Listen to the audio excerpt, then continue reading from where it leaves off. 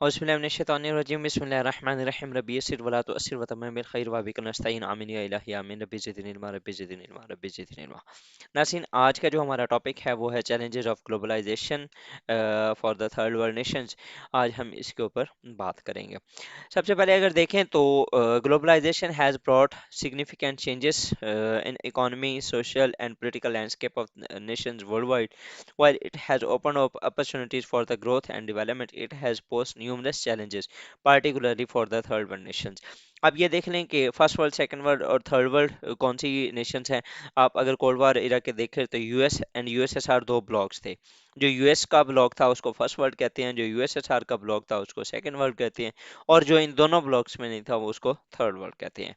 तो third world mostly जितनी भी आपकी गरीब नेशंस, जो पुअर नेशंस हैं, उनको भी कहा जाता है। तो इसको हम तीन उसी तरह डिवाइड करेंगे जिस तरह मैं यूजुअली करता हूँ: political perspective, economic perspective and social perspective.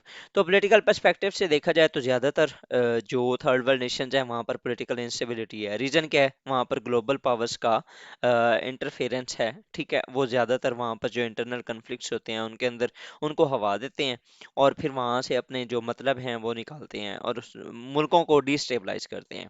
ठीक है, ये एक बुक भी थी, कन्फेशन ऑफ इकोनॉमिक हिटमैन।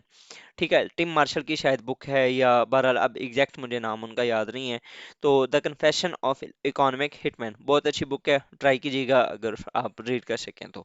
उसके अंदर वो जो ऑथर है वो ये कन्फेस करता है कि किस तरीके से वेस्टर्न पावर्स हमें कुछ लोगों को यूज़ करके जो थर्ड वर्ल्ड नेशंस हैं वहाँ पर अपने जो मखसूस बंदे हैं उनको इंस्टॉल करते हैं और फिर वो अपना काम लेते हैं। Corruption and lack of accountability, obviously globalisation है तो बहुत से ऐसी नेशंस हैं जो कि हमें एड देती हैं या ओवरऑल थर्ड वर्ल्ड नेशंस को। तो वहाँ पर ज़्यादातर जो इन्फ्लक्स ऑफ फॉरेन कैपिटल है वो किधर जाता है? वो गवर्नमेंट को, वो लोगों को नहीं जाता, वो ज़्यादातर इलीट को जाता है। इलीट के बच्चों के ऊपर लगता है, इलीट के ऊपर लगता है, उनके प्रोटोकॉल्स पे लगता है। आप अपने मुल्क के अंदर भी देख सकते हैं। ठीक है, हमारे मुल्क के अंदर आप देख लें, पनामा पेपर्स हो गया, उसके अलावा और भी बहुत से इस तरह के स्कैंडल हुए हैं। आपके जितने भी वज़रा वो इस टाइम जेलों में हैं या जेल जाने वाले हैं या जेल से आते हैं, वो सारे करप्शन के केसेस में जाते हैं। आप यहाँ से अंदाजा लगा सकते हैं। सिमिलरली लॉस ऑफ सोवरेनिटी, अब जो स्टेट है उसके ऊपर ज्यादातर जो ओवरऑल कंट्रोल होता है वो किसका होता है? स्टेट की अपनी गवर्नमेंट का। लेकिन जब गवर्नमेंट इन्फ्लुएंस हो by the decisions of other Nations तो फिर क्या होगा? आपकी सोवरेनिटी वीक होगी ना, आपने अपनी सोवरेनिटी को लूज किया।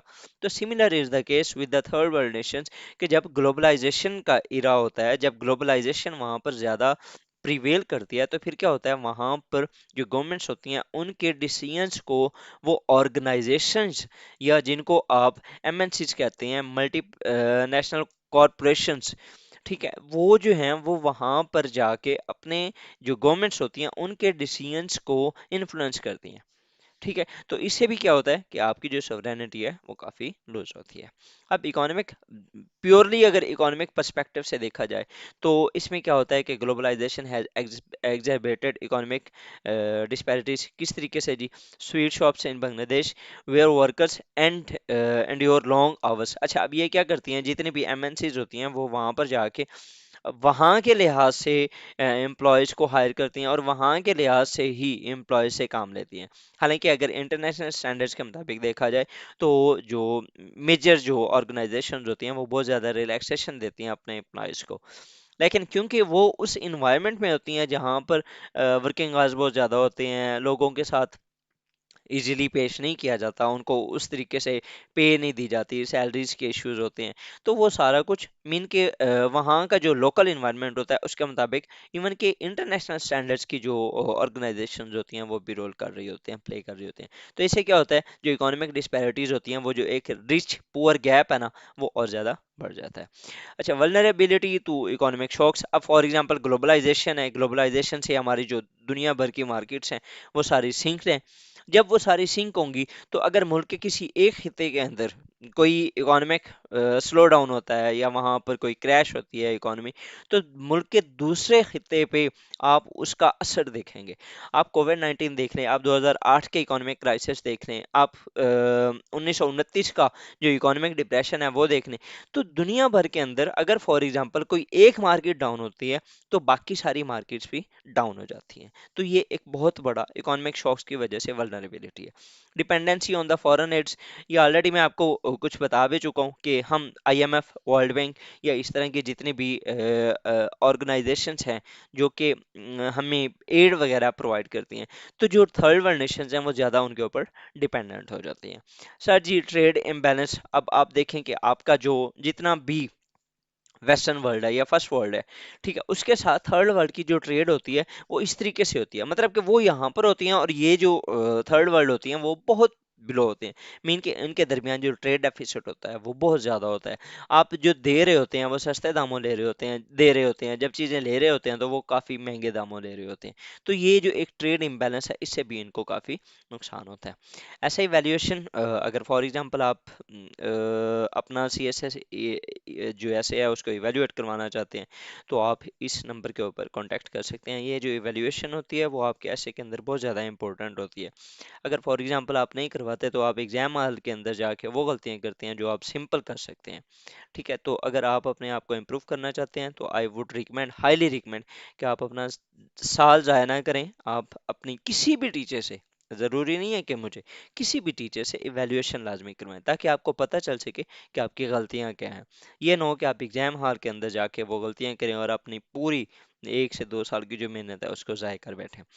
सोशल पर्सपेक्टिव क्या होता है जी? Brain drain. अब ग्लोबलाइजेशन है, यूएस के अंदर जितनी भी क्रीम होती है दुनिया की वो चली जाती है, वेस्टर्न वर्ल्ड के अंदर ज़्यादातर चली जाती है। तो क्या होता है, वहाँ के जो लोकल लोग हैं उनके लिए तो वो नुकसानदेह है ना। अब फॉर एग्जांपल मेरे मुल्क के बहुत अच्छे डॉक्टर्स वो बाहर जा रहे हैं, तो यहाँ पर तो वो जो रहेगा उसने तो हमारे मसाइल को हल नहीं करना ना। ठीक है, तो ये बहुत ज़्यादा मसला होता है for the third world nation. Similarly digital divide, जितने भी फर्स्ट वर्ल्ड और सेकंड वर्ल्ड होती है वहाँ पर डिजिटली तौर पर, आप फॉर एग्जांपल पाकिस्तान के अंदर अगर हम देख रहे हैं तो हम टेक्नोलॉजी वो देख रहे हैं जो यूज़ कर रहे हैं जो कि जो वेस्टर्न वर्ल्ड है वो काफ़ी अर्से से छोड़ चुकी है। ठीक है, similar is the case with the other third world Nations. तो हमारा ये जो एक डिजिटल गैप होता है वो भी बहुत ज़्यादा होता है। ये एग्जांपल्स कुछ मैंने लिखी हुई हैं, इनको आप एक बार देख लीजिएगा। सोशल डिस्लोकेशन एंड अर्बनाइजेशन, ठीक है, रैपिड जो अर्बनाइजेशन है उसकी वजह से हमारी जो सोशल डिसलोकेशन होती है वो बहुत ज़्यादा होती है। जितने भी आप और देख लें, आप अपना फार्मिंग का एग्रीकल्चर सेक्टर देख लें, बहुत सारी दुनिया अब अपने जो आबाई गांव हैं उनको छोड़ के लाहौर, कराची या मेजर जो अर्बन सेंटर्स हैं वहां पर शिफ्ट हो चुके हैं। इससे क्या होता है, सोशल डिसलोकेशन, आपका वो जो एक फैमिली प्रोफेशन है वो गया, उसके साथ साथ आपने जो मुल्क के लिए आप कंट्रीब्यूट कर रहे थे वो भी खत्म हो गया। ठीक है, तो ये बहुत ज्यादा नुकसान होता है। उसके बाद ये लॉस ऑफ कल्चर, हमारा मैकडोनल्ड्स, केएफसी और ये सारा कुछ इन्होंने हमारा वो जो देसी फूड्स थे, देसी कल्चर था उसको खत्म कर दिया।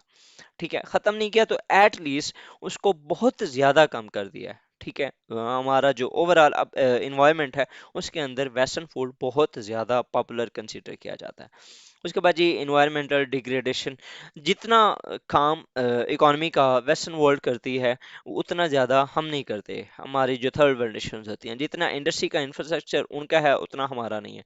तो क्या होता है अल्टीमेटली कि वो अपना जो बेनिफिट है वो ले जाते हैं, लेकिन अल्टीमेट उसके जो कंसिक्वेंसेज होते हैं वो उन नेशंस को पे करने पड़ते हैं। फॉर एग्जांपल हमारे मुल्क के अंदर अगर अब कोई वेस्टर्न जो कंट्री है वो आके अपनी इंडस्ट्री लगाता है, यस हमें एम्प्लॉयमेंट मिलेगी, हमें सारा कुछ मिलेगा, लेकिन उसकी वजह से जो हमारा इन्वायरमेंट का इशू होगा वो ज़्यादा नुकसानदेह है।